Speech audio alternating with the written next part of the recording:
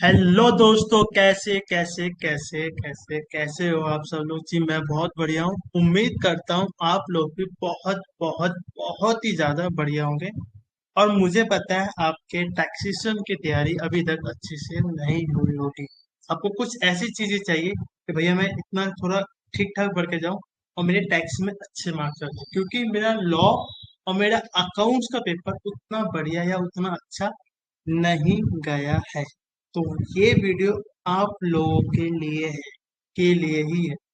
इस वीडियो में जो मैं आपको बताऊंगा बेस ओपन अपना एक्सपीरियंस, माई एक्सपीरियंस, और लास्ट 4-5 अटेम्प्ट 6 अटेम्प्ट में ऐसे ने कहाँ से क्वेश्चन पूछे, किस तरह से क्वेश्चन पूछे, वो सारी चीजें मैं डिस्कस करूंगा बेस ओपन ओपन एनालिस्ट। ये नहीं कि मैं हवाबाजी में कुछ बता रहा हूँ जैसे बाकी लोग बताते हैं कि कुछ भी कहीं से भी उठा के कुछ भी बता देते हैं और फिर बच्चे उसको देख के मिसगाइड हो जाते हैं। और लास्ट में आपके लिए एक छोटा सा सरप्राइज भी होगा। उस सरप्राइज को सुन के जरूर जाना। ट्रस्ट में आपको उससे बहुत ज्यादा मोटिवेशन मिलेगा और कहीं ना कहीं एक चीज देखने को मिलेगी कि हम क्यों इतने अच्छे स्टूडेंट होने के बावजूद भी पास नहीं हो पाते। वो चीज जरूर सुन के जाना। और अगर वीडियो पसंद आ जाए तो भैया बस एक लाइक, क्योंकि एक वीडियो एक व्यूज तक क्या बोलते हैं उसको, एक चैनल से या एक नाम से एक ही लाइक होता है। तो बस एक लाइक, एक अच्छा सा कमेंट अगर कर सको, अगर वीडियो पसंद आती है तो। अगर वीडियो पसंद आती है तो कह रहा हूँ लाइक कर देना, कमेंट कर देना और चैनल को सब्सक्राइब कर देना। और हमारे साथ हमारे टेलीग्राम पे और मेरे व्हाट्सएप पे जुड़ जाना। कभी भी कोई डाउट हो कभी भी कॉल कर सकते हो, इवन मैसेज कॉल दोनों कर सकते हो। ठीक है, मैं आपके लिए हमेशा हमेशा अवेलेबल रहूंगा जब तक आपको मैं सीए इंटर से सीए फाइनल और सीए फाइनल से सीए ना बना दो। तब तक मैं आपके साथ रहूँ। ठीक है। तो चलिए करते हैं वीडियो को स्टार्ट। हमने क्या क्या देखिए देखिए हुआ क्या है कि बहुत लोगों ने पढ़ाई कर रखी है, बहुत लोगों ने मेहनत कर रखी है। और दो एग्जाम देके थोड़े से वो क्या होता है, थक गए होंगे, माइंड थक गया होगा, थोड़ी सी प्रॉब्लम आ रही होगी। मेहनत करी है, सबने मेहनत करी है, बट कहीं ना कहीं कुछ थोड़ा सा मोटिवेशन बूस्ट चाहिए, कुछ ऐसी चीजें चाहिए कि भैया पढ़ के ना हमें मैक्सिमम चीजें रिवाइज हो सके। तो ये वीडियो आप लोगों के लिए ही है। ठीक है। तो सबसे पहले बात करते हैं अपने इसमें। ये तो भैया देखो, ये फर्स्ट पेज पे तो मैंने अपना प्रमोशन किया है। ठीक है। अब आते हैं एनालिस्ट के ऊपर। ये जो एनालिस्ट मैंने बनाया है ना, ये जो एनालिस्ट बनाया है, इसको करते हैं ब्लैक से। ये आप देखोगे, ये मैंने ब्लैक पेन से नहीं करते, इसको करते हैं थोड़े रंगीन पेन से। तो ये हम्म, ये मैंने डायरेक्ट टैक्स का एनालिस्ट बनाया है, जिसमें मैंने मई 24 और सितंबर 24 के MTP 1, MTP 2 एग्जाम 2024, MTP 1 और MTP 2, इन 5 पेपर के बेसिस पे मैंने एग्जाम 2024 की प्रोडिक्शन कर रखी है। मतलब एनालिस्ट के बेसिस पे, ये नहीं कि सो गया ओ भगवान भगवान भगवान पेपर कैसे आएगा, पेपर कैसे आएगा, वो नहीं। प्रॉपर एनालिस्ट करके, और उससे पहले अटेम्प्ट के भी, उससे पहले भी 5-10 अटेम्प्ट के भी प्रॉपर एनालिस्ट करके मैं आपको चीजें बता रहा हूं। ठीक है। तो क्वेश्चन नंबर 1 में जो होगा ना, आपका नेक्स्ट क्वेश्चन आएगा। क्वेश्चन नंबर 1 में क्या आएगा, आपका नेक्स्ट क्वेश्चन आएगा, उसमें आपका PGBP, capital gain, other source, TDS, TCS, deductions, rates, margin relief, margin rebate, मतलब ऑलमोस्ट ऑलमोस्ट सारे कॉन्सेप्ट दो दो मार्क्स के, एक मार्क्स के पूछेंगे। तो एक प्रॉपर मिक्स क्वेश्चन आता है, जो कि आपके चैप्टर नंबर 9 में 8-10 क्वेश्चन है। वो भी आप कर ले, पूरे क्वेश्चन सॉल्व हो जाए। ठीक है। क्वेश्चन नंबर 2 और ए और बी में देखें। RS मतलब resident status, RS, RS, RS, RS, RS। तो मुझे ऐसा लगता है इस बार भी मुझे लगता है RS आएगा। ठीक है। 2B में देखें तो TDS, TDS, TDS, TDS, TDS। तो इस बार भी मुझे लगता है TDS आएगा। ठीक है। क्वेश्चन नंबर 3A और 3B में देखें तो salary, house property, salary, PGBP. Exam में क्या आया, अदर सोर्स और पीजीबी का एक अदर सोर्स और पीजीपी का अलग से अदर सोर्स का क्वेश्चन था, और ऑप्शन में पीजीबी का क्वेश्चन था। और थर्ड बी के में आया कैपिटल के। ठीक है। MTP 1 सितंबर वाले 24 में क्या है, क्लबिंग प्लस बेसिक सैलरी का क्वेश्चन आया, रिडक्शन प्लस बेसिक सैलरी का क्वेश्चन आया। ये मतलब कुछ ऐसा लेके दो दो तीन छोटे पॉइंट डाल दिए, उसमें क्लबिंग का पॉइंट डाल दिया, थोड़ी बहुत बेसिक सैलरी मतलब या बोनस का मिलता है, छोटे छोटे बेसिक क्वेश्चन डाल दिए, उसमें रिडक्शन वाला पॉइंट डाल दिया, ठीक है।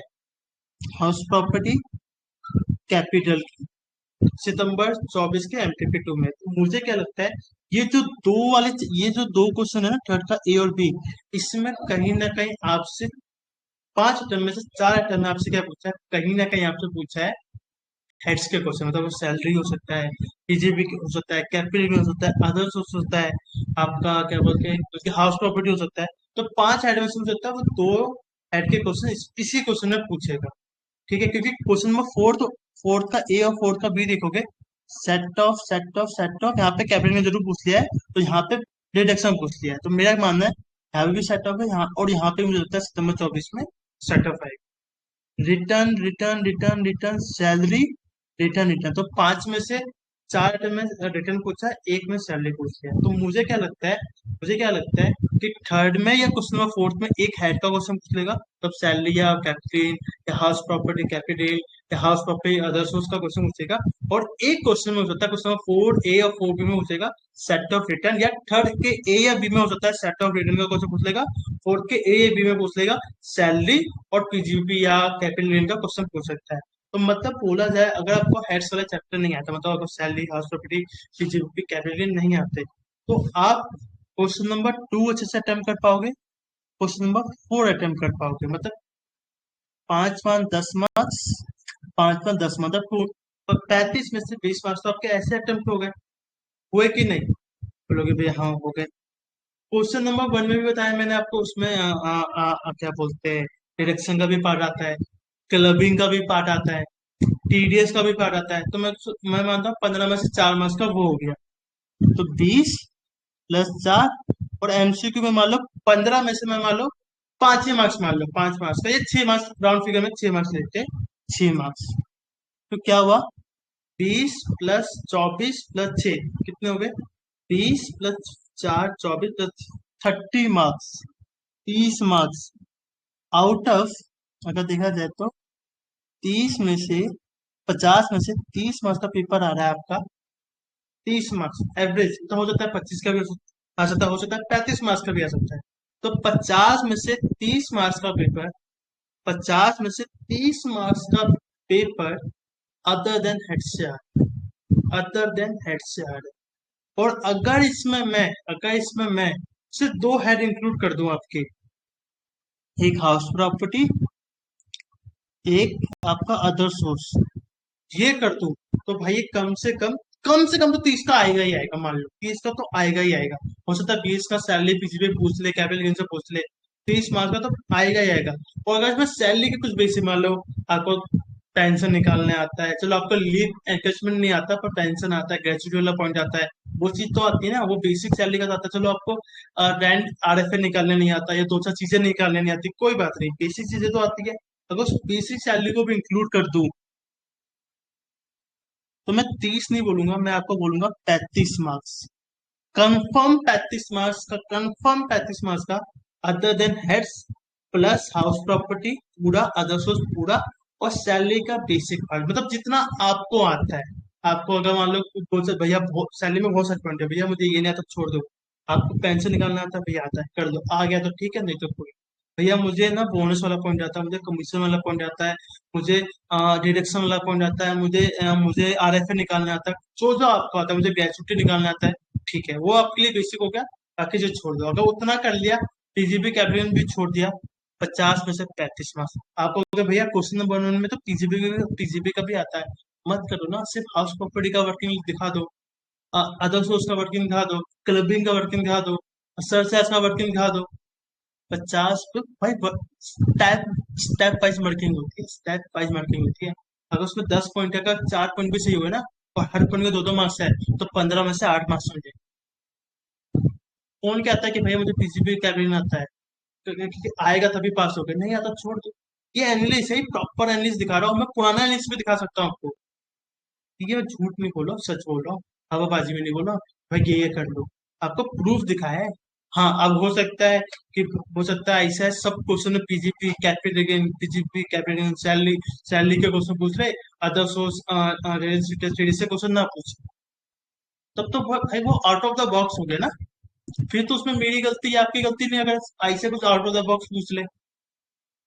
ये वो चीज है जो ऐसे जनरली पूछता है, आउट ऑफ द बॉक्स कुछ पूछ लिया, कुछ कुछ अनोखा कर दिया, तो भाई वो तो कोई भी प्रेडिक्ट नहीं कर पाएगा।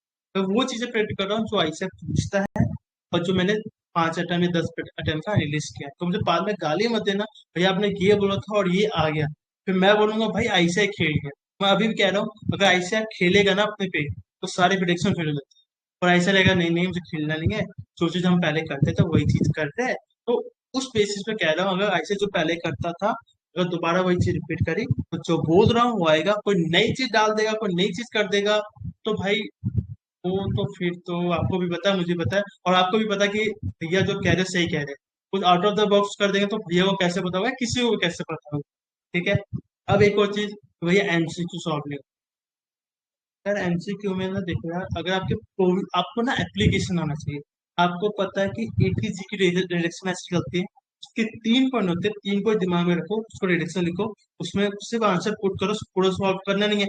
आपको बस कैलकुलेटर पे ही सॉल्व करना है, फटाफट सॉल्व कर दो। आपको क्या भैया टीडीएस रिडक्शन के इंपॉर्टेंट सेक्शन बता दो, वो मैं इस वीडियो में मैं बताऊंगा, मैं इसमें मैंने डाले हुए मैं आपको दिखा देता हूँ। ये देखो मैंने यहाँ पे डाले हुए, लेकिन खुद सोचो यार, मतलब आप सोचो कितने कितने टीडीएस में कितने सेक्शन, तो 15-20 सेक्शन है, तो 8 से 10 तो मान लो आसान है। जो आसान नहीं है वही आपके लिए इम्पोर्टेंट है, तो जो आता है वो तो आप कर लोगे, जो नहीं आता वो तो आपको करना ही होगा। अब वो आ गया ये आपको करना होगा। मैंने चलो इजी वाले बता दिए, और जो नहीं बताए वो आ गए, तो इसलिए कह रहा हूँ चलो बेसिक मेनली बच्चे क्या पूछते हैं कि टीडीएस रिडक्शन में इंपॉर्टेंट सेक्शन क्या है। भाई कुछ सोचो ना, जो नहीं आता वही इंपॉर्टेंट है। जो सेक्शन आपको नहीं आता वही इंपॉर्टेंट है। मान लो डिडक्शन में 30 या 35 डिडक्शन है, अरे सर मुझे 25 आते हैं ना, 25 मुझे आते हैं वो मैं लिख दूंगा, जो 10 नहीं आते वो कर लो ना। अगर उसके क्वेश्चन आ गए तो आप लोगों पे टीडीएस से थ्योरी क्वेश्चन आता है, प्रैक्टिकल क्वेश्चन आता है। डायरेक्ट टेक्स्ट में आपसे almost almost application based question होता है। एक आध क्वेश्चन जो आपसे थ्योरी का पूछेगा, डायरेक्ट थ्योरी का क्वेश्चन पूछेगा, वो पूछेगा रिटर्न से। वो पूछेगा रिटर्न से, जैसे कि पैन कहाँ कहाँ अप्लाई होता है, कहाँ कहाँ आपको देना पड़ता है, या आधार कार्ड पैन कार्ड में अंतर क्या है, कुछ भी बेसिक क्वेश्चन थ्योरी का पूछेगा। बाकी ऑलमोस्ट सारा एप्लीकेशन बेस्ड या प्रैक्टिकल बेस्ड क्वेश्चन पूछा जाता है। ठीक है। इसमें मैंने 2 4 चैप्टर, जैसे आप बोलोगे भैया क्लबिंग का क्वेश्चन कहाँ आएगा, हो सकता है इसमें क्लबिंग का सैलरी प्लस क्लबिंग डाल दे, हो सकता है इसमें पीजीपी प्लस डिडक्शन डाल दे। क्लबिंग डिडक्शन वाला है ही नहीं। ये दो दो तीन चैप्टर एग्रीकल्चर, मान लो रेजिडेंट स्टेटस में एग्रीकल्चर का पॉइंट डाल दे कि कौन सी इनकम एग्रीकल्चर है कौन सी नहीं है, 2 3 पॉइंट डाल सकते हैं ना। ये ये जो दो छोटे छोटे चैप्टर है, क्या बोलते हैं एग्रीकल्चर क्लबिंग, ये तो मिक्स क्वेश्चन में डाल देते हैं। और डिडक्शन में क्या होगा, टीजीपी डाल देगा क्वेश्चन, उसके बीच में 2 डिडक्शन डाल देगा, या सेट ऑफ में 2 एटीसी की निकाल दो, एटीसी की डिडक्शन बता दो। तो ये दो तीन छोटे चैप्टर है ना, ये आएंगे। एक डायरेक्ट क्वेश्चन में शायद ना आया है आपसे, शायद आप देखो शायद ना आए, जैसे इस वाले एमटीपी 1 में देखो, यहाँ पे आपको रिडक्शन दिखेगा, उसमें क्या आता था, सैलरी का क्वेश्चन डाल दिया था, और बीच में 80 जी 80 ए 80 डबल ई का क्वेश्चन डाल दिया था। तो ऐसे ही होगा, वो डिडक्शन का स्लोली बेस्ड क्वेश्चन, मतलब अकेला क्वेश्चन या क्लबिंग का अकेला क्वेश्चन नहीं आता, वो सैलरी में या सेट ऑफ में या आपके मेन क्वेश्चन में जो क्वेश्चन बने उसमें, या अलग से जो होगा एमसीक्यू में 80 जी रिलेशन कैसे निकलेगी, या 80 ए की रिलेशन कैसे निकलेगी, या क्लबिंग में देखिए क्या ये माइनस साल की इनकम इंक्लूड होगी नहीं होगी, उस तरह से क्वेश्चन डाल देते। ठीक है। तो ये चीज अब हो गया भैया इन चैप्टर को कैसे कैसे करना है, क्वेश्चन कैसे करना है, वीडियो में मेरे को सब कुछ बताऊं। ठीक है। अब आते इनडायरेक्ट टैक्स में। इनडायरेक्ट टैक्स में अगर आप देखोगे, ITC ITC ITC ITC ITC, तो मुझे लगता है आईटीसी।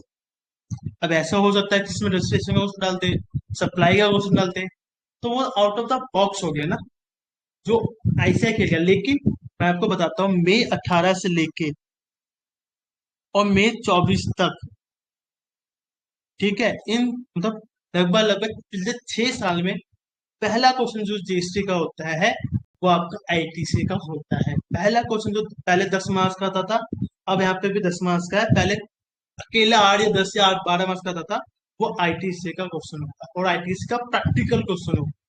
तो यहाँ पे कोई चीज ऐसे ने फॉलो कर रखी है। तो मैं कह रहा हूँ कि फिफ्थ का ए पार्ट जो होगा आईटीसी होगा। फिफ्थ का बी पार्ट देखो तो value supply, value supply, value supply, value supply. Last MTP में आईटीसी पूछ दिया था, तो मुझे लगता है 5 अटेम्प्ट में से 4 अटेम्प्ट अगर वैल्यू सप्लाई पूछ रहा है, तो मुझे लगता है कि इस बार भी वैल्यू सप्लाई पूछेगा। ठीक है। यहाँ देखो exemption charge payment of ITC exemption place of supply. तो मुझे लगता है प्लेस ऑफ सप्लाई पूछेगा, क्योंकि प्लेस ऑफ सप्लाई एक नई चीज डाली गई है आपके नेशनल लेवल में। पहले फाइनल में था, अब फाइनल में भी है, और फाइनल के साथ उसको इंटर में भी डाल दिया है। इसलिए मुझे लग रहा है कि प्लेस ऑफ सप्लाई पूछेगा। साथ में यहाँ पे मैंने लिखा नहीं है, मैं बता देता हूँ। प्लेस ऑफ सप्लाई के साथ हो सकता है टीडीएस या टीसीएस वाला जो चैप्टर है वो भी पूछ सकता है। ठीक है। एग्जाम्पशन का क्वेश्चन जरूर पूछेगा वो आपसे, क्योंकि इसका फेवरेट चैप्टर है। ईवी भी से जरूर पूछेगा, क्योंकि वो नया क्वेश्चन डाल रखा है। और रिटर्न में बहुत सारी अमेंडमेंट आई है लास्ट 2 अटेम्प्ट से, इसलिए रिटर्न का भी क्वेश्चन आएगा। साथ में यहाँ पे एक और चीज इंक्लूड करते हो, रजिस्ट्रेशन, क्योंकि इन दोनों चैप्टर में अमेंडमेंट है। ये तो रिटर्न से क्वेश्चन पूछेगा, नहीं तो रजिस्ट्रेशन से क्वेश्चन पूछेगा। और चार्ज और टैक्स इनवॉइस में भी अमेंडमेंट है, इसलिए इन दोनों के चांसेस भी ज्यादा हैं। आपने तो सारे चैप्टर बता दिए नहीं भाई, मेनली पहले 4 चैप्टर है। ITC, value supply, TDS TCS, place of supply. क्यों? टीडीएस टीसीएस और वैल्यू प्लेस ऑफ सप्लाई नए चैप्टर्स हैं। लास्ट टाइम में आई थिंक लास्ट टाइम में पूछ लिया था इसे ने प्लेस ऑफ सप्लाई और टीसीएस, तो मुझे लगता है इस बार भी वो पूछ सकता है। अब पूछेगा, इसमें नहीं पूछेगा तो ना एमसीक्यू में जरूर पूछेगा। और आईटीसी वैल्यू सप्लाई इसलिए इंपॉर्टेंट है, क्योंकि 15 मार्क्स वो डायरेक्टली आपको देगा। 50 में से 15 मार्क्स, 50 में से 15 मार्क्स तो 2 चैप्टर ही आपको देगा, और ये प्रैक्टिकल बेस है। और बाकी के 2 चैप्टर जो इंपॉर्टेंट है, जो मोस्ट इंपॉर्टेंट है, प्लेस ऑफ सप्लाई और टाइम ऑफ सप्लाई। उसके अलावा 3 चैप्टर जो मोस्ट इंपॉर्टेंट है, जिससे ऐसा क्वेश्चन पूछेगा, एग्जाम्पशन, क्योंकि ये ऐसे का फेवरेट चैप्टर है और पिछले 2018 से लेकर 2024 तक का। फिर फिर आपका डबल आर, एक ट्रिपल आर मूवी आई थी ना, तो रजिस्ट्रेशन एंड रिटर्न। साथ में आर्ट से लगा लो चार्ज। ऐसे तो ये 3 इंपॉर्टेंट है, पर मैंने आर्ट के साथ चार्ज भी लगा दिया। वो 4 चैप्टर, क्योंकि वो ऐसे पूछता है, उसमें 2 चैप्टर इंक्लूड है। और ये चार चार चैप्टर इसलिए, रजिस्ट्रेशन, रिटर्न और आपका ये चार्ज, कि इसमें अमेंडमेंट है। ये तो फेवरेट ऐसे आएगा, ये ना पूछे तो उसका खाना हजम नहीं होगा। और ये 4 टॉपिक वो, 4 टॉपिक ये, 8 टॉपिक, कम से कम 35 मार्क्स। चलो 35 मार्क्स है, चलो 30 ले लो, तो मैं कह रहा हूँ 35 ले लो यार कोई। 50 में से 35 मार्क्स ये पूछेगा। ईवे बिल सप्लाई छोटे छोटे चैप्टर है। और देखो पूछने का तो वो सप्लाई से भी क्वेश्चन पूछ सकता है, ईवे बिल से पूछ सकता है, रिकॉर्ड से पूछ सकता है, कुछ भी। बट 8 टॉपिक जो से 35 मार्क्स का क्वेश्चन पूछेगा, मुझे ऐसा लगता है। ईवे बिल छोटा सा है, सप्लाई छोटा सा है। मैं नहीं भी बोलूंगा तो भी आपको करके जाना है। 8 चैप्टर तो करके ही जाने हैं। 8 के अलावा अगर आप सप्लाई ईवे बिल को कर ले तो कितना लगेगा, 10 10 मिनट के चैप्टर से यार। कर लेना, नहीं कर पाए तो कोई बात नहीं। ये 8 टॉपिक तो अच्छे से करके जाना है। टाइम मिले तो ईवे बिल सप्लाई 10 15 मिनट का ऊपर ऊपर से देख के चले जाओ। ठीक है। तो टोटल डिटेल में क्या बताया, अदर देन हेड्स पर फोकस करो। और हेड्स में 2 चैप्टर तो अच्छे से करके जाने हैं, हाउस प्रॉपर्टी और अदर्स हो। साथ में सैलरी जितना आपको आता है वो। ठीक है। कैपिटल बीच भी आता है तो ठीक है, नहीं आता तो जैसे रहा। जीएसटी में 4 चैप्टर तो इम्पोर्टेंट है, बहुत इंपॉर्टेंट है। Place of supply, value supply, ITC, और आपका क्या रहेगा था, टीडीएस। इसमें से आपको 25 मार्क्स है, क्योंकि 15 मार्क्स तो ये हो गए, और 10 मार्क्स का मुझे लगता है प्लेस ऑफ सप्लाई टीडीएस से आएगा। तो 15 5 10, 10 मार्क्स, 25 मार्क्स, 50 में से 25 मार्क्स ये 4 चैप्टर आपको देंगे, इस बात की गारंटी मेरी है। इनके इन 4 चैप्टर के अलावा 4 चैप्टर और कर लिए, रजिस्ट्रेशन चार्ज, एग्जाम्पशन जो फेवरेट है, और आपका रिटर्न की 4 टॉपिक कर लिए। 40 मार्क्स, 40 मार्क्स, 8 चैप्टर, 40 मार्क्स, आपको गारंटी देता हूँ इसमें से आएगा। ठीक है। आगे बढ़ते हैं। इसके अलावा ये मैं स्ट्रैटेजी बताई पहले ही, पहले चैप्टर ये वाले चैप्टर्स कर लो। ठीक है। इस चैप्टर 1 में आपको एग्रीकल्चर इनकम भी दिख जाएगा, इसमें आपको मार्जिन रिलीफ दिख जाएगा, छोटे छोटे क्वेश्चन, क्योंकि एमसीक्यू में पूछ सकता है, वो करके चले जाना। हो सकता है क्लबिंग में आपको क्वेश्चन डाल के दे दे, या चार्ट में डाल के दे दे, सॉरी सेट ऑफ में डाल दे। छोटे छोटे टॉपिक से ये रेट्स वाले क्वेश्चन आ जाते हैं, कि भाई कंपनी का क्या रेट है, पार्टनरशिप का क्या रेट है, वो एमसीक्यू में आपसे पूछ सकता है। तो इस तरह के सारे क्वेश्चन करना। ठीक है, वही स्ट्रैटेजी बताइए मैंने पूरी, एक बार रीड कर लेना इसको, ठीक है। इसमें मैं टाइम इसमें बताया जैसे कि पहले आईटी से करो, पहले सप्लाई प्लेस सप्लाई चार इंपॉर्टेंट है, इसके अलावा फिर ये चार चैप्टर इंपॉर्टेंट है। टाइम मैंने तो टैक्स इनवॉइस सप्लाई कर लेना, नहीं है तो ठीक है, ये आठ चैप्टर आपको देंगे 40 मार्क्स आउट ऑफ 50, ये तो देंगे कम से कम 20, 25 लगा लो, और ये देंगे आपको 15 मार्क्स मिनिमम, तो 40 मार्क्स कहीं भी नहीं। अब 5-10 मार्क्स से भाई इसमें से पूछ सकता है। और जीएसटी में क्या होगा, 15 से 20 मार्क्स होगा प्रैक्टिकल बेस्ड, प्रैक्टिकल बोले तो जहाँ पे आपको कैलकुलेटर यूज करना पड़ेगा। बाकी क्या होगा, या तो आपसे एप्लीकेशन पूछेगा, नहीं तो डायरेक्ट थ्योरी का क्वेश्चन पूछेगा कि भैया इसमें रिटर्न का कौन सा प्रोविजन एप्लीकेबल होगा, सप्लाई का कौन सा होगा, सेक्शन 7 आप डिफाइन करो, सेक्शन 8 डिफाइन करो, सेक्शन 9 डिफाइन करो, मतलब डायरेक्ट क्वेश्चन आता है। आप समझ गए होंगे, अगर आपकी तैयारी ठीक ठाक है तो आप समझ गए होंगे मैं कौन से डायरेक्ट थ्योरी क्वेश्चन की बात कर रहा हूँ। नहीं तो एप्लीकेशन बेस होगा कि बताओ ये कंपोजिट सप्लाई है या मिक्स सप्लाई, ठीक है, तो आपको कंपोजिट मिक्स सप्लाई का प्रोविजन लिखना पड़ेगा, उस बेसिस पे आपको बताना है, ठीक है। आगे बढ़ते हैं, आगे बढ़ते हैं।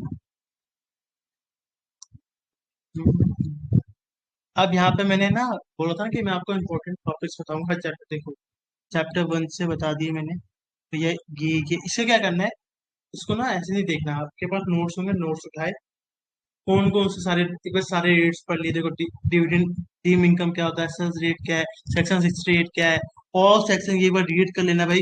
बी क्या है, फिर 115 ए क्या है, 115 बी क्या है, 115 सी क्या है, 115 बी ए सी क्या है, बी ए डबल क्या है, एक बार रीड कर ले, मतलब सारे 115 सेक्शन। एग्रीकल्चर का पार्शियल इंटीग्रेशन पढ़ लेना, हो सकता है आपके एमसीक्यू में पूछ ले, तीन चार ऑप्शन दे दे, भैया बताओ उसमें कौन सा लगेगा एग्रीकल्चर इनकम, और पार्शियल इनकम के बेसिस पे आपको दो तीन क्वेश्चन पूछ रहे हैं। मार्जिनल लेव और मार्जिनल रिबेट, जो नए कॉन्सेप्ट आए, मार्जिनल रिबेट, देखा 7 लाख से ऊपर है और न्यू रिजर्व लिया है तो कैसे रिबेट मिलेगा, उस बेसिस पे आपसे एमसीक्यू पूछ सकते हैं, ठीक है। और अगर आपके पास हमारी इंपॉर्टेंट क्वेश्चन लिस्ट है तो सारे क्वेश्चन मैंने उसमें मर्ज करके दिए हुए हैं। अगर आप अफोर्ड कर सको तो वो लिस्ट भी ले सकते हो, ठीक है। रजिस्ट्रेशन स्टेटस में लास्ट 2 सालों में कोई भी अमेंडमेंट नहीं है, इसलिए इसमें आप देखो तीन ही तो सेक्शन है, सेक्शन 5, 7, 9, रीड करके उसमें मेनली आपको क्या करना है, इंडिविजुअल पे फोकस करना है, इंडिविजुअल रजिस्ट्रेशन पे फोकस करना है, ठीक है। सैलरी में देखा जाए, सैलरी बहुत बड़ा है, अगर सैलरी में आप एटलीस्ट इन पॉइंट्स को भी आप कर लेते हो, या जो आपको आता है, जो आपको आता है, हाँ ये वाला सेक्शन जरूर कर लेना, क्योंकि ना ये लिमिट हाल फिलहाल में बढ़ी थी आपकी 10 की, ये रीड करके चले जाना, कैचिंग लीव एनकेसमेंट वाला है तो ये करके चले जाना, नहीं तो जो आपको आता है सैलरी में जितना आता है वो करके चले जाना, ठीक है। हाउस प्रॉपर्टी में तो यार सब कुछ इंपॉर्टेंट है कि सेक्शन ले जाके 2-3 सेक्शन है, उसमें भी आप कुछ इंपॉर्टेंट पूछोगे तो भाई गलत है ना फिर तो, ठीक है। पीजीपी में देखा जाए तो देखो ये सेक्शन आपके इंपॉर्टेंट, क्या करना है आपको, क्या करना है, क्या करना है, इस नोट है सेक्शन 32 डेप्रिसिएशन का है, सेक्शन 35 प्रीलियम एसेसमेंट का, तो रीड कर लेना ऊपर से, अच्छा अच्छा अच्छा अच्छा। और ये जितने बड़ा सेक्शन बताया ना, ये आपको कब करना है ये भी मैं आपको बताऊंगा, बस बस मैं आपको बता रहा हूँ। तो इसी तरह से मैंने क्या क्या है, हर चैप्टर देखो, हर चैप्टर से मैंने, इवन मैंने जी देखो टीडीएस का पूछ रहे थे तो टीडीएस का भी मैंने डाल दिया है, साथ में साथ मैंने डिडक्शंस का मैंने डाल दिया है, ठीक है, कि कौन कौन से सेक्शन इंपॉर्टेंट है, जो इम्पोर्टेंट है, ठीक है। इसमें क्या करना है, इसमें ना एक नई चीज बता देता हूँ, 95% तो नहीं कि 5% हो सकता है आ जाए, जो आप वो पढ़ते हैं ना 234 ए प्लस बी प्लस सी वाले सेक्शन जो पढ़ते हो, बहुत रेयर चांसेस है कि सेक्शन पूछेगा, रीड करके जाना है, क्वेश्चन मत करके जाना, रीड करके जाना है कि भाई कहीं क्या पता आ जाए, और आसान तो है, नहीं टाइम है तो छोड़ दे, ठीक है। कौन सेक्शन 234 A B C, हाँ 234 F वाला मत छोड़ के जाना, जो वो क्योंकि वो एमसीक्यू में पूछ सकता है क्या, वो 5,000 1,000 की जो लिमिट है, अगर आप रिटर्न लेट फाइल करते हो तो, ठीक है, ठीक है। फिर ये देखो रिटर्न वाले सेक्शंस, ये तो भाई थ्योरी बेस जरूर पढ़ के जाना, ये क्वेश्चन आ सकता है क्योंकि लास्ट 2-3 में इसके में अमेंडमेंट है, तो अब रीड करके चलेगा, ठीक है। इस तरह से आप जीएसटी पे जाओ, तो ये चैप्टर 1 तो इग्नोर कर देना, पढ़ने की जरूरत ही नहीं है, ठीक है। सप्लाई में है क्या, अब देखो सप्लाई में क्या है, सेक्शन 2 ही तो सेक्शन है, सेक्शन 7 और सेक्शन 7 और सेक्शन 8। लेकिन ये जो अमेंडमेंट डाली हुई है मैंने लास्ट 2 अटेम्प्ट मतलब लास्ट 2 सालों की अमेंडमेंट डाली हुई है, इसमें भी आप देखोगे कि जितने भी सेक्शन बन रहे हैं ना ये सारी लास्ट 2 अटेम्प्ट में कहाँ कहाँ से अमेंडमेंट है, कहाँ से उसमें ऐसे ने पूछा है वो डाली हुई है। उसी तरह से इनडायरेक्ट टैक्स में लास्ट 2 अटेम्प्ट में बहुत अमेंडमेंट मतलब नवंबर 23 और मई 24 में बहुत अमेंडमेंट पूछी थी, उसमें 2 4 क्वेश्चन ऐसे पूछ लिए डायरेक्टली। तो ये जितने भी अमेंडमेंट्स है ना, जितने भी अमेंडमेंट्स मैंने डाले हुए ये इनको अलग से पढ़ के जाए जितने भी थे। और ये आपके लिए इंपॉर्टेंट है। और मैं आपको बता दूं कि डायरेक्टली आपसे 15 से 20 मार्क्स 15 से 20 मार्क्स जीएसटी में इंक्लूडिंग आपके इनकम टैक्स में डायरेक्ट क्वेश्चन पूछेगा। डायरेक्ट डायरेक्ट ये जितने भी प्रोविजन है सब मैंने डाल, ठीक है। अब आते हैं अपने इम्पोर्टेंट चीज पे, उस आपके एक सप्ताह में जो बता रहा था मैं, सुपर 40 क्वेश्चन। क्या सुपर 40 क्वेश्चन? तो जो अमेंडमेंट ऊपर डाली है डीटी में, जीएसटी में तो पूरा डिटेल में डाल दिया है, और डीटी में कहाँ किस किस सेक्शन में अमेंडमेंट आई है लास्ट 2 3 रन में, वो इंपॉर्टेंट सेक्शन आपके लिए बनते हैं वो डालती है। उसको अच्छे से रीड करके जाना है। कैसे करके जाना है मैं बताता हूँ। सबसे पहले तो ये क्वेश्चन आपको सॉल्व करके जाना है, question number 2 3 4, sorry question number 2, question number 3। जब सारे क्वेश्चन सॉल्व कर लोगे ना, उसमें मैंने क्वेश्चन कौन से क्वेश्चन डाले, आरटीपी क्वेश्चन डाले, एमटीपी डाले, टोटल आपके बनते हैं क्वेश्चन 10 10, टोटल 20 क्वेश्चन बने। 20 में से आपको 12 10 क्वेश्चन सॉल्व कर लेना जो प्रैक्टिकल बेस है। बाकी 10 क्वेश्चन को आप सिर्फ रीड करके चले जाए। इसमें आपको मैक्स टू मैक्स लगेगा 3 घंटे, ठीक है। उसी तरह से आप एमटीपी देखोगे, मैंने एमटीपी मई 24 और सितंबर 24 की दोनों सीरीज मतलब टोटल 4 सीरीज, 4 क्वेश्चन हो गए। टोटल आपको सारे क्वेश्चन करने हैं। कौन से क्वेश्चन करने हैं एमटीपी में से, क्वेश्चन नंबर 2 से लेकर 4 तक। क्वेश्चन नंबर 1 नहीं करना क्योंकि बहुत बड़ा क्वेश्चन हो जाता है, टाइम जाएगा, नहीं करना। क्वेश्चन नंबर 2 से लेकर 4 तक। उसमें भी अगर आपको मान लो कि जीप पे नहीं आता, कैपिटल के नहीं आता, तो वो क्वेश्चन मत करना, बाकी क्वेश्चन करके चलेगा। उसी तरह से जीएसटी में ऑल क्वेश्चन सारे सॉल्व करने सारे। उसमें आपको जो प्रैक्टिकल क्वेश्चन होगा उसकी प्रैक्टिस करनी है, और जो थ्योरी क्वेश्चन होगा उसको सिर्फ रीड करके जाना है। तो टोटल आपके पास 20 क्वेश्चन ही बनते हैं, मतलब टोटल आरटीपी से 20 क्वेश्चन, एमटीपी से 20 क्वेश्चन, जिसमें से आपको 30 क्वेश्चन लिख के सॉल्व करने हैं, बाकी 10 15 क्वेश्चन पढ़ के। उसमें से भी डीटी में क्वेश्चन नंबर 1 पढ़ के नहीं जाना है, एमसीक्यू पढ़ के नहीं जाना, नहीं तो बहुत सारा आपका टाइम जाएगा और कोई फायदा नहीं। जब ये क्वेश्चन सॉल्व कर लोगे ना, फिर आपको अमेंडमेंट पढ़नी है, सारे अमेंडमेंट पढ़नी है, और अपने नोट्स पढ़ने हैं। अमेंडमेंट पढ़नी है और नोट्स पढ़ने हैं। इनको पढ़ने में आपको मैक्सिमम 2 घंटा लगेगा। 8 से 10 घंटे में पहले क्वेश्चन सॉल्व करो। आप देखो सारे क्वेश्चन जब सॉल्व कर लोगे, सारे क्वेश्चन सॉल्व कर लोगे, तो आप देखोगे यार ये वाला पॉइंट है, मैंने क्वेश्चन किया सॉल्व हो गया, मुझे समझ में आ गया, हाँ एक बार रीड कर लेता हूँ, हाँ ठीक है। अब क्वेश्चन सॉल्व करने के टाइम जो जो सेक्शन आपको रिपीट नहीं दिखे, अच्छा यार ये वाला सेक्शन तो आया नहीं था, इसको रीड कर लेता हूँ, क्या पता इस सेक्शन से क्वेश्चन आ सकता है, थ्योरी बेस या एमसीक्यू बेस, इसको कर लेता हूँ। क्योंकि ये वाला सेक्शन जो मैंने अभी पढ़ा था वो तो मैंने एमसीक्यू में या सॉरी क्वेश्चन सॉल्व करते समय कर लिया। जो मैंने नहीं सॉल्व किया, जो सेक्शन रिपीट नहीं हुआ, उसको एक बार देख के चले जाता हूँ, क्या पता उससे क्वेश्चन आ जाए। तो एट द एंड क्या होगा, सारे क्वेश्चन सॉल्व कर लिया अपने आरटी के एमटी के, टोटल 40 क्वेश्चन, 40 लिख के देखने हैं, 10 15 क्वेश्चन हो गए, वो डेट चल जाएंगे। तो उससे 75 प्रोविजन आपके रिवाइज हो जाएंगे विथ अमेंडमेंट वाले सेक्शन, फिर आपके रिवाइज हो जाएंगे। जो चीजें रिवाइज नहीं हुई है या जो चीज रह गई है उसको सिर्फ रीड करके जाना, उसमें आपका 1 से 1.5 घंटा लगेगा बस। तो 8 से 12 घंटे, किसी को 8 घंटे लगेगा, किसी को 9 घंटे लगेगा, किसी को 10 लगेगा, किसी को 11 लगेगा, किसी को 12 घंटे लगेगा। मैक्स टू मैक्स 12 घंटे में प्रॉपर अच्छी रिविजन हो जाएगी। और मैं आपको लिख के देना होगा, ये सुपर 40 क्वेश्चन करके चले जाते हो भैया, आपकी मजा आ जाएगा, सच में मजा आएगा। और आप मुझे थैंक यू बोलोगे, भैया आपने जो बोला था, जैसा बोला था वैसा ही पेपर में आया। इवन आप मुझे थैंक यू भी बोलोगे कि भैया देखो अकाउंट्स में जो आपने बताया वही आया, लॉ में जो आपने बताया कि वही आया, भैया टैक्स में भी जो बताया, आप पूरा भरोसा मुझ पे कर सकते हो। हाँ कुछ आउट ऑफ द बॉक्स आ गई, कुछ एक्स्ट्रा चीज आ गई भैया, फिर वो तो अलग चीज हो गई ना। तो करेक्ट बता देता हूँ क्या क्या बताया था वीडियो में। सबसे पहले आरटीपी एमटीपी के जो 40 क्वेश्चन है, 40 50 क्वेश्चन है, उसमें 20 से 30 क्वेश्चन आपको सॉल्व करके जाने। कौन से, जो प्रैक्टिकल क्वेश्चन जिसमें आपको कैलकुलेटर यूज करना होगा, उसमें आपको एमसीक्यू के क्वेश्चन सॉल्व नहीं करने क्योंकि बहुत सारा टाइम वेस्ट हो जाएगा और करके फायदा भी नहीं। हाँ, एक बार देख के चले जाना, टाइम मिले तो देख के चले जाना। इसका 8 घंटे में हो रहा है, उसको 4 घंटे का मैंने ग्रेस टाइम दिया हुआ है, तो उसमें फिर एमसीक्यू होगा, सॉल्व करके चले जाना। अगर ज्यादा टाइम लग रहा है तो सिर्फ और सिर्फ जो क्वेश्चन बताए वो करने, एमसीक्यू मत करना, और डीटी का क्वेश्चन वो बनना। ठीक है। बाकी जितने भी कैलकुलेटर बेस्ड क्वेश्चन, मतलब प्रैक्टिकल क्वेश्चन है, वो सॉल्व करके जाना। और जिसमें जो थ्योरी वाले क्वेश्चन या जीटी में कोई थ्योरी क्वेश्चन पड़ रहा है, तो उसको सिर्फ रीड करके जाना। जब सारे क्वेश्चन सॉल्व कर लोगे तो आपके 70 to 80% सारे प्रोविजन रिवाइज हो जाएंगे। जो प्रोविजन रिवाइज नहीं हुआ, या जो चैप्टर रिवाइज नहीं हुआ, या जो सेक्शन रिवाइज नहीं हुआ, उसको क्या करना है, पहले तो यहाँ से रिवाइज करना, पहले अपने नोट से एक बार रिवाइज कर लेना।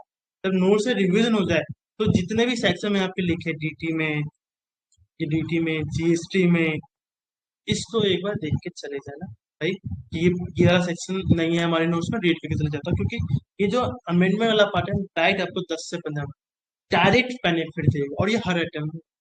तो दोबारा से बताते हैं क्या बताया। एक एक क्रस का भी क्रस बताता हूँ। आरटीपी एमटीपी की जो क्वेश्चन, और इसी में मिल जाएगा, इसी पीडीएफ फाइल में मिल जाएगा। ये मैंने डाली हुई है, देखो। ये डाली हुई है, पहले आरटीपी में 24 सितंबर 24, फिर एमटीपी के 24 का पहला सीरीज, दूसरा सीरीज सितंबर 24 का पहला सीरीज, दूसरा सीरीज मैंने डाला हुआ है, देखो विद आंसर। ये सारे डाल दिए हुए, ठीक है मैंने। इसी पीडीएफ, और एक पीडीएफ फाइल आपको यूट्यूब के पिन बॉक्स में मिल जाएगी। ठीक है। तो क्या बताया, पहले टीटी के और आईडी जीएसटी के, आरटीपी के क्वेश्चन, एमटीपी के क्वेश्चन क्वेश्चन जो आपको प्रैक्टिकल क्वेश्चन देंगे। ये देखो, तो ये देखो, जैसे ये क्वेश्चन है, ये आपका क्या है, एक तरह से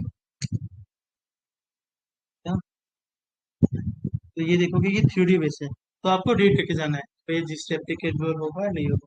तो ये जी स्टेप तो ऑलमोस्ट आपको सारे थ्योरी बेस मिलेंगे, तो आपको सिर्फ रीड करके जाना है। हाँ, सॉल्व क्या क्या कर जाना है, जैसे ये वाला क्वेश्चन है, क्वेश्चन नंबर 6, ये क्वेश्चन है, ये आपको सॉल्व करके जाना है हाथ से। ये क्वेश्चन आप सॉल्व करके, क्योंकि पहला क्वेश्चन है, कंपल्सरी क्वेश्चन आएगा, फ्री के मार्क्स देके जाएगा, तो ये क्वेश्चन सॉल्व करके जाना है। बाकी क्वेश्चन आपको सिर्फ रीड करके जाना है। तो मैक्स टू मैक्स 30 क्वेश्चन आपको लिख के सॉल्व करने हैं, बाकी क्वेश्चन पढ़ के जाना है। जब सारे क्वेश्चन सॉल्व कर लोगे, फिर नोट्स पे आना, नोट्स को एक बार देखना। अच्छा, ये तो प्रोविजन वाला रिवाइज होगा, बस एक बार रीड करता हूँ। जो सेक्शन या जो चैप्टर या जो प्रोविजन रिवाइज नहीं हुआ, उसमें थोड़ा टाइम लगा के रिवाइज, जब वो सारे सेक्शन रिवाइज हो जाए, फिर ये वाला अमेंडमेंट वाला पार्ट देखना है, भैया ने जो बताया उसके अकॉर्डिंग क्या हुआ और क्या नहीं। ठीक है। क्या बताया, पहले क्वेश्चन सॉल्व करना है। ठीक है। जो क्वेश्चन से आपका प्रोविजन या चैप्टर रिवाइज नहीं है, उसको एक बार, जब एक बार सारे रीड हो जाए, तो ये अमेंडमेंट वाले पार्ट रिवाइज कर। ठीक है, हो गया। इतनी चीजें मैंने बताई, ये चीजें कर ली। आपको सभी भी 1 से 1.5 दिन है, आराम से आप 7-10 मिनट। ठीक है। अब एक अच्छा सरप्राइज जो मैं आपको बताता हूँ, वीडियो यहीं पे खत्म हो गई, पर अगर आप ये वाला पार्ट भी सुन के जाते हो, तो आपको लिटरली मैं आपको बता रहा हूँ, आपका पेपर बहुत अच्छा जाएगा। पहला मोटिवेशन बता देता हूँ क्या है। मैंने सिर्फ शायद 3-4 महीने के अंदर अपना सीए फाइनल का एग्जाम, पेपर सिर्फ 4 महीने बचे थे, उसमें 10-15 दिन मेरे एडवांस आईटी जो होती है हमारी सीए फाइनल की, उसमें चले गए थे, ताकि शायद 3 महीने ही बचे थे मेरे सीए फाइनल एग्जाम। स्टिल मैंने कोई क्लासेस नहीं ली थी, अपने दम पे पढ़ के मैंने निकाला था। साथ में बच्चों को गाइडेंस देता था, जैसे टेलीग्राम पे पहले देता, पहले यूट्यूब पे नहीं देता था, सिर्फ टेलीग्राम पे देता था। उस टाइम में गाइडेंस देता था बच्चों को, भाई ये ऐसा कर लो, ऐसा कर लो, ऐसा कर लो, और बहुत बच्चों को सीए। मैं खुद एक इंटर में बता देता हूँ, कोई नहीं बताता, अपने टाइम में बताता हूँ, मेरे टोटल 8 अटेम्प्ट लगे थे अपना बोर्ड ग्रुप निकालने में, कि फाइनल मेरा फर्स्ट टाइम में निकला था। क्योंकि इंटर में जो गलती रिपीट करी थी, वो मैंने फाइनल में डायरेक्ट मतलब रिपीट नहीं करी थी। और जो गलती मैंने करी थी, आज भी बच्चों वही गलती रिपीट करते हैं, तो अपने ही एक्सपीरियंस के बेसिस पे, और जो बच्चों से बात करता हूँ, उस एक्सपीरियंस के बेसिस पे ही बच्चों को गाइड करता हूँ। ठीक है। और साथ साथ बोल रहा हूँ, मैं कर सकता हूँ तो तुम मुझसे 10 गुना होशियार हो, 10 गुना क्या बोलते हैं, इंटेलिजेंट हो, निकाल सकते हो मुझे। दो चार नमूने हैं जो ट्रोल करते हैं, बिना मेरी हिस्ट्री जाने, बिना मेरी कुछ जाने, कुछ मुझे उन लोगों से कंपेयर करते हैं जो मुझसे एज में भी, एक्सपीरियंस में भी बहुत बड़े हैं, और उनके 1% भी अभी बना नहीं, तो उनसे मुझे कंपेयर कर रहे हो, तो मेरी कहीं ना कहीं तारीफ हो रही है, की बुराई हो रही है। और जो मुझे ट्रोल करने में जो टाइम वेस्ट कर रहे हो, कोई फायदा नहीं भाई, मैं सीए बन चुका हूँ, मैं पैसे कमा रहा हूँ, सब कुछ कर रहा हूँ, मुझे ट्रोल करके फायदा नहीं। कुछ होते हैं, 2 4 नमूने होते हैं, आप कितना भी अच्छा काम कर लो मिलेंगे। तो मैं बता देता हूँ, मैं सीए बना, और जब नहीं बना था तो बहुत सारा मुझे क्या बोलते थे, दुख पीड़ा या कुछ भी बोल लो मिलती थी, घर से बाहर नहीं करता था, कुछ भी रीजन हो सकता था। लेकिन जब सीए बन गया हूं, तो चौड़ में बोल सकता हूँ सीए बन गया हूँ, अब भूखा नहीं मैं। आपके पास भी टाइम है, अच्छे से पढ़ो, अच्छे से पढ़ो, आपका भी निकल जाएगा। और बिल्कुल भी घबराना मत। एक बंदा जो 8 अटेम्प्ट लगा के इंटर क्लियर हुआ, साथ में बच्चों को गाइड भी कर रहा था। मैंने जब मेरा खुद का इंटर क्लियर हुआ, मैंने पिछले 4-5 अटेम्प्ट, जब तक मेरा फाइनल का पेपर नहीं आ गया, मैं बच्चों को गाइड भी कर रहा था और बच्चों को मैंने सीए बनाया भी है। कई बच्चे ऐसे जिनका इंटर क्वालिफाइड हो गया और वो मुझसे फाइनल की भी गाइडेंस ले। मैं सीए बन सकता हूँ तो आप लोग भी सीए बन सकते हैं। दूसरी चीज, ये सरप्राइज नहीं है, ये एक हार्ड ट्रूथ है जो बताता हूँ। इसमें मैं अपनी खुद की बुराई करता हूँ, दूसरा नाम लूंगा तो शायद बुरा लगेगा कई लोगों को। खुद को ट्रोल कर रहा हूँ, समझ आना, मैं बाकी लोगों को भी ट्रोल। जितने भी एग्जाम से एक दिन पहले मैराथन आती है या क्या कोई लाइव सेशन आता है, कुछ भी आता है, वो सब बकवास है। जो ये चीज मैंने डाली है ना, ये सब बकवास है। क्योंकि अगर इसमें आपकी भी गलती है, मेरी भी गलती है, बाकी फैकल्टीज की भी गलती है। मैं बाकी फैकल्टीज की नहीं बात करूंगा, अगर आपने ये वीडियो आप देख रहे हो ना, तो आपको बोल रहा हूँ कि आपकी भी गलती, मेरी भी गलती। आप एग्जाम से एक दिन पहले किसी भी फैकल्टी से, किसी भी टीचर से क्यों मांगते हो कि सर मैराथन करो, सर ये चीज बता। हाँ, चलो आधे घंटे की मैराथन डाल दी, 2 घंटे की मैराथन डाल दी, या कोई सेशन है तो मैंने डाल देता हूँ, डाल दी, ओके। आप इंपॉर्टेंट क्वेश्चन लिस्ट क्यों मांगते हो? अगर इंपॉर्टेंट क्वेश्चन के लिस्ट से या एक एग्जाम से एक दिन पहले की मैराथन से बच्चा पास हो जाता है ना, तो आज देश के हर कोने में सीए हो। मैंने लास्ट एक किसी वीडियो में ट्रोल कर दिया था तो लोग ऑफेंड हो गए थे। मैंने उसमें ये बोला था कि एक तो कोई भी एनालिस्ट करके कुछ भी बोल, कोई बिना एनालिस्ट करके बोल देता, अरे यहाँ से आएगा, एनालिस्ट तो कर। ये जो मैं एनालिस्ट के मैं कुछ भी बोल रहा हूँ, अपना एक्सपीरियंस तो है ही, साथ में एनालिस्ट भी क्या है, कैसे कहाँ से क्वेश्चन पूछ रहा है, अमेंडमेंट का क्यों इंपॉर्टेंट। मैंने लॉ में या अकाउंट्स में बाकी सब्जेक्ट में नहीं बोलूंगा कि अमेंडमेंट करो, लेकिन टैक्स सब्जेक्ट जो अमेंडमेंट वाला सेक्शन है, तो मैंने लोगों की वीडियो देखी है, रैंकर्स की वीडियो देखी, कुछ भी बोलते हैं। मुझे उस बात पे गुस्सा आता है कि आपकी वजह से वो हजारों बच्चे मिसगाइड होते हैं। सिर्फ बच्चे मिसगाइड नहीं होते, उनकी फैमिली भी मिसगाइड होती है। क्योंकि बच्चा फेल होगा तो फैमिली भी फेल होगी, बच्चा सर्वाइव करेगा उसकी फैमिली भी सर्वाइव करेगी। मुझे उस बात से दुख है। और मुझे, मैंने खुद, मेरे जो स्टार्टिंग में 3-4 टाइम लगे थे ना, वो इसलिए लगे थे कि मुझे भी ऐसे मिसगाइड मिलती थी, भाई कुछ भी कर लो, ऐसे कर लो, वैसे कर लो। और आपकी भी गलती, चलो आपकी गलती उतनी है क्योंकि आप भी बच्चे हो। मैं आपको गाइड कर रहा हूँ, यही सोच के गाइड कर रहा हूँ कि मेरे अगर 8 आइटम लगे तो आपके उतने ना लगे, 2 से 3 लगे, कोई बात नहीं, उससे ज्यादा ना लगे। आप, मैं अगर 25 में सीए बना था, आप 24 में, 21 में, 22 में सीए बन के अपना करियर जल्दी से जल्दी स्टार्ट करें। जितना लेट सीए बनते हैं, उतना कहीं ना कहीं आपको गलती, तब क्या बोलते हैं उसको, आपको चीजें सहनी पड़ेगी जो मैंने सही, मैं नहीं चाहता आप सही। और एक और गलती है आपकी, अगर आप ये वीडियो देख रहे हो या कुछ भी एनालिसिस देख रहे हो, आपके पास ऑन पेपर लिखा होना चाहिए। चलो इंटर में आप नहीं कर सकते, फाइनल में मैं आपको दिखा सकता हूँ। जो गलती आप कर रहे हो ना, वही सेम गलती फाइनल के बच्चे करते हैं। मुझे उन पे ज्यादा गुस्सा आता है। चलो आप तो बच्चे हो, आपको इतनी अकल नहीं है, इतनी समझ नहीं, उन पे मैं कह मैं हैरान हूँ कि मेरे दोस्त पूछता है, भाई तेरा 1 साल बाद पेपर है, अगर तू ये सोचता तेरी रैंक नहीं है कि तैयारी कैसी हो, तो डूब के मर जा। लिटरली तो डूब के मर जा। अगर तेरे इंटर में भी अटम लग रहे हैं, फाइनल में भी लगने वाले लग सकते हैं, तो डूब के मर जा। अगर तुझे ये नहीं पता कि 1 साल के अंदर कैसे बनना है, तो सीए तो बन जाएगा पर नाम का सीए बनेगा। चौड़ में मेरे सीए हूँ, कर क्या रहा है, कुछ नहीं, 70,000 की, लाख की, 1.5 लाख की, 2 लाख की सैलरी करो बस। क्या उससे तो जिंदगी में खुश हो जाएगा? हम जिन अच्छे सीए का नाम लेते हैं ना, वो अपनी डिग्री से 10 गुना, 1000 गुना नॉलेज लेके बैठे हैं आज के टाइम में। उनके लिए आज शायद सीए डिग्री की इंपॉर्टेंस नहीं, मेरे लिए भी शायद आज सीए डिग्री की इंपॉर्टेंस, क्योंकि मैंने जितनी नॉलेज लेनी थी सीए से ले ली मैंने। डिग्री मिल गई, अच्छी बात है। आपसे भी कह रहा हूँ, थोड़ा दिमाग लगाना, एटलीस्ट इंटर में ना से फाइनल में लगाना, कि आपके 2 साल बाद, 2.5 साल फाइनल को तो कैसे तैयारी करके जाए।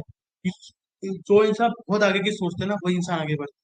तो आज में फंस के रह जाता है, या कुछ भी बोलो यार, कुछ भी बोलो, मैं समझा नहीं पा रहा हूँ, तो इतना कहना चाहता हूँ, जो गलती इंटर में करी है ना, फाइनल में मत।